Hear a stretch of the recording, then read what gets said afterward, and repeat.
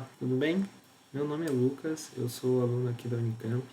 Vim apresentar para vocês o artigo que desenvolvi junto com o professor Rodolfo, sobre a orientação dele, chamado Circuitly, a Visual and Constructive Framework for Teaching Digital Circuits. Trata-se de uma ferramenta para auxiliar o aluno no processo inicial de aprendizado em relação aos circuitos digitais e a introdução de arquitetura de processadores. Então, qual que é a ideia principal do projeto? É desenvolver uma ferramenta amigável para o estudante, para o aluno, que tenta melhorar o processo de aprendizado inicial dele, tendo em vista que ele vai se aprofundar mais no processo de design de circuitos digitais em linguagens de descrição de hardware no futuro. Então, os principais objetivos aqui, que são os termos mais inovadores desse projeto, é trazer circuitos digitais como building blocks mesmo. Então, que o aluno consiga enxergar o circuito como uma série de bloquinhos que ele consegue ir montando para formar blocos mais complexos. A gente buscou nesse trabalho trazer o conceito de programação visual, então programação de blocos mesmo, usando uma framework chamada Blockly, que permite que a gente monte o nosso próprio workspace. Então, a gente criou blocos para fazer as vezes de um circuito lógico que o aluno pode usar dentro do trabalho dele para montar o circuito que ele está desenhando. A gente também usou uma outra ferramenta chamada Digital.js. Eu vou apresentar um pouquinho melhor as duas em sequência. A Digital.js é um trabalho bem legal de um simulador de circuitos lógicos que roda no navegador, que é onde a nossa plataforma também roda. Então, é uma aplicação web com o objetivo de ser o mais ampla e mais acessível possível. A ideia veio de um outro projeto já um pouco mais antigo, chamado From End to Tetris. Os principais contribuidores, os autores desse projeto, são o Noah Nissan e o Shimon Shouken. Eu não tenho certeza se assim pronuncia o nome deles. E eles escreveram um livro, The Elements of Computing Systems, onde eles propõem essa abordagem construtiva que eu citei anteriormente. Então, inicialmente, eles dão um NAND para o aluno, e eles guiam esse aluno por uma série de laboratórios onde eles constroem circuitos cada vez mais complexos, com base no que eles já construíram em laboratórios anteriores. Então, eles saem de um NAND, constroem um MUX, constroem um AND, constroem um OR, uma célula de memória, até que o ponto que eles chegam num computador de uma arquitetura customizada. E depois o livro propõe as camadas de software que vão vir ali em cima. Então, o assembler que vai montar o código que realmente vai ser executado no processador, a camada de compilação para uma linguagem de alto nível que eles mesmos desenvolveram, que é um pouco mais simplificada, e aonde os alunos fazem um Tetris no final.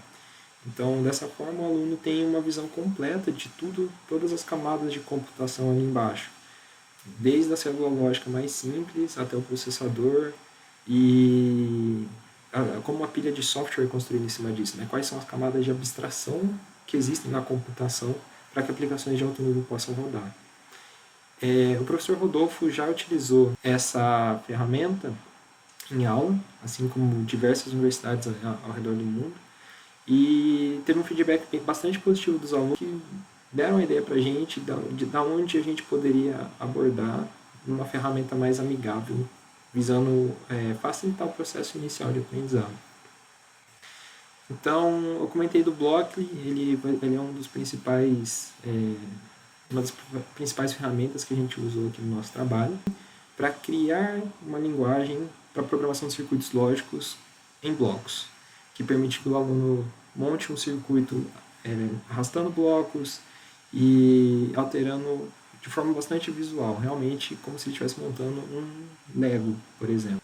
Então, ele não suporta originalmente nenhuma linguagem de descrição de hardware, então um dos trabalhos que a gente fez foi uma camada de compilar esse bloco da framework Blockly para uma linguagem de descrição de hardware, no caso System Verilog. Eu vou comentar um pouquinho melhor sobre isso depois. A segunda framework que a gente usa é essa Digital.js. O autor dela chama Merrick Materzok. Novamente, não sei se esse é o jeito certo de pronunciar o nome dele. E ela é um simulador bastante interativo, onde você coloca como input uma série de arquivos System Verilog. Ele usa uma ferramenta por trás ali chamada IOSIS, uma ferramenta de síntese. E o resultado dessa síntese ele simula no próprio navegador. Então também é uma aplicação de browser. E ela permite que o aluno interaja com o circuito e observe como que isso se comporta. A gente gostou bastante disso e tentou integrar isso com o Blockly, na outra que eu acabei de apresentar, seguindo aquela filosofia de a gente quer que o aluno seja capaz de construir circuitos mais complexos a partir de circuitos mais simples. Então aqui tem um overview de como ficou o Circuitly, mas ele pode evoluir, né, e a interface acabar sendo alterada. Mas de forma geral a gente pode ver aqui o editor do bloco. Então é onde o aluno desenvolve o circuito propriamente dito, ele consegue arrastar esses bloquinhos de lógica que estão disponíveis aqui no workspace dele, monta um circuito, quando ele compila, entra em ação, né, a camada de transformar código de Blockly em código System Verilog. E depois, em sequência, o Digital.js faz a ponte com o sintetizador, o IOSIS, e coloca a síntese desse circuito aqui do lado, a simulação aqui do lado, onde o aluno consegue interagir e monitorar os sinais da simulação. A gente também adicionou uma nova camada de teste bench para facilitar o processo de validação do circuito que o aluno desenvolveu. Então, o professor pode dar um arquivo de verificação, nesse caso um CSV, e o aluno valida que o circuito dele está correto. Então, explicando um pouquinho melhor nessas etapas, o bloco de design é aquela região ali do canto esquerdo da figura anterior, onde o aluno arrasta os blocos e monta o circuito. Quando ele compila o circuito, tem uma etapa que o Blockly triga por si só e a gente converte esse código de blocos, né, de linguagem visual de blocos, para System Verilog. É um System Verilog válido, né, claramente, e em sequência o IOSIS atua, sintetiza esse circuito e o resultado disso o Digital.js faz a simulação e permite para a gente, através de uma API, colocar isso na interface da forma que está representada no slide anterior. E, opcionalmente, o aluno pode rodar o teste bench para simular o circuito de forma automática, né, e validar que o trabalho dele está correto. Então, eu preparei uma demonstração, usando um flip-flop, né, de como um aluno faria um flip-flop usando essa ferramenta. Aqui está o circuito que vai ser construído ali na demonstração. Vou começar agora. Começando aqui, a primeira etapa seria preparar o workspace. Espera-se que isso seja algo que o professor ou o monitor da matéria em questão prepararia nos laboratórios, né? Então aqui ele prepara o que seria a casca do circuito. Aqui eu só simulei para mostrar que isso aqui é válido, isso é como o Digital.js representa inputs de clock e um botão. E aqui são dois LEDs que são os sinais de saída. A gente pode salvar o circuito para repassar isso para o aluno. E a próxima etapa aqui é o design do circuito. Então aqui eu carreguei a casca que a gente preparou anteriormente para o aluno desenvolver o flip-flop propriamente dito. Então, como vocês podem ver, é uma linguagem de montar blocos. O aluno vai arrastando blocos, vai alterando o nome dos sinais.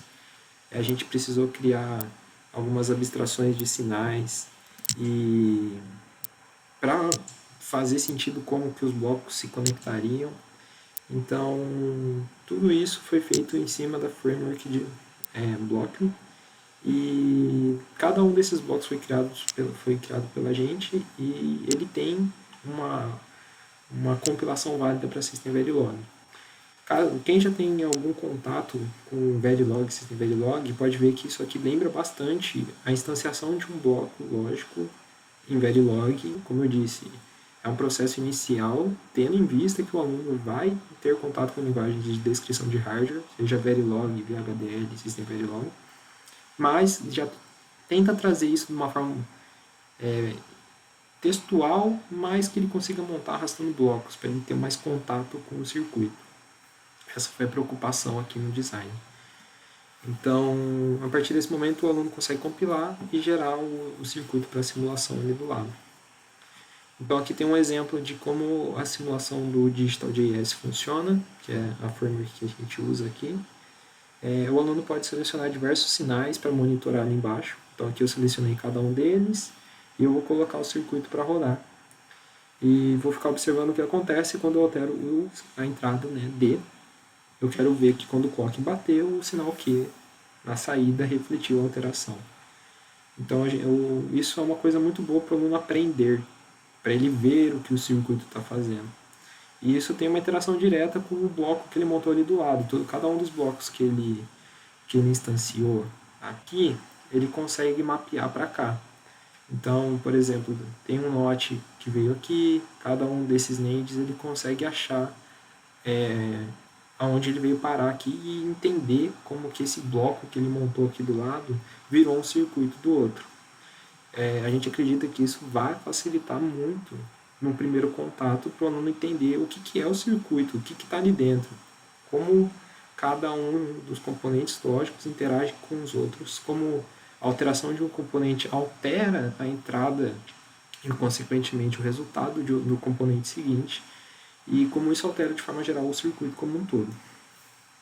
Por fim, aqui tem uma demonstração de como o teste bench funciona. Então, o aluno também pode carregar arquivos de verificação para validar que o circuito está correto. Então, nesse caso aqui são arquivos simples, né, que só alteram o sinal D e verificam que o output Q está igual ao sinal D e o output NQ está ao contrário, né, o negado. Então é bem simples, é mais para mostrar como isso funciona e o circuito vai alterando automaticamente ali também. Então é algo bastante interativo, é algo bastante visual. Essa foi a nossa preocupação, que eu não consiga realmente montar e interagir com o circuito que ele está montando, para facilitar esse processo inicial de aprendizagem.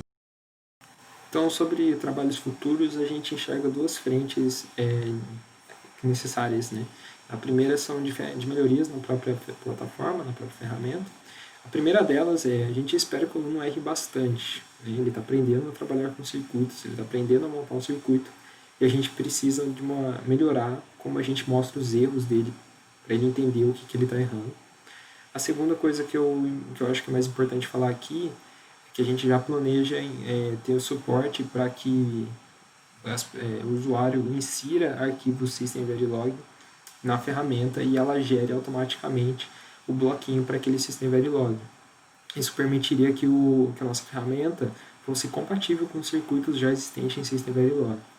São os dois pontos principais que a gente vê de melhoria.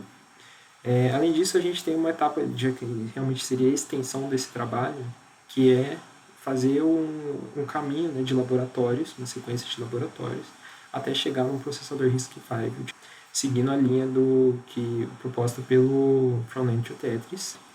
A gente optou por RISC-V por uma série de motivos. A primeira é que ele ainda é uma arquitetura bastante simples, então a ECI mais básica RISC-V não tem nenhuma instrução que fuja do escopo de uma matéria básica de organização de computadores, de arquitetura de computadores. Então, a gente vê que ela encaixa bem, mas, ao mesmo tempo, uma ECI real usada em aplicações no mundo afora. Então, ela tem uma comunidade crescente, ela tem diversos trabalhos já sendo desenvolvidos em cima e uma série de materiais de estudo do aluno.